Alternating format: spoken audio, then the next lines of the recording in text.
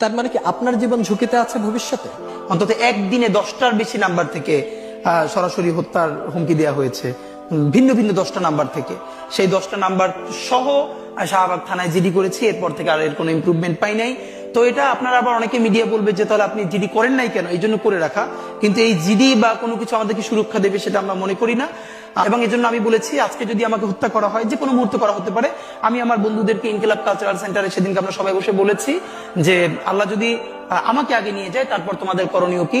আমি আমার পরিবার এবং আমার ভাই বন্ধুদেরকে ডেকে বলেছি যে আল্লাহ আমাকে নিয়ে গেলে করণীয় কি হবে।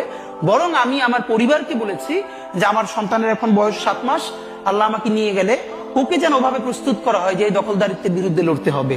আল্লাহ ওকে যদি বড় করে ওর সন্তানও দখলদারিত্বের বিরুদ্ধে লড়বে, এই স্পিরিট যেন ওকে দেয়া হয়, এটা আমি আমার পরিবারকে বলেছি। সে আছে। আর একটা মজার ব্যাপার হলো যে আমি যখন ইনসাফের লড়াই করি তখন তো সেখানে পরাজয়ের কিছু নেই। আমি বেঁচে থাকলে আমি গাজী হিসেবে লড়বো, আমি মরে গেলে শহীদ হয়ে আল্লাহর কাছে চলে যাব। আর আমাদের এই লড়াই তো হার জিতের কিছু, আমরা জিতের উপরেই আছি। আমাদের জীবন বেঁচে থাকলেও জিত, আমাদের জীবন চলে গেলেও জিত। আপনার একটু হারানোর কিছু ছিল না, সুতরাং লড়াই চল।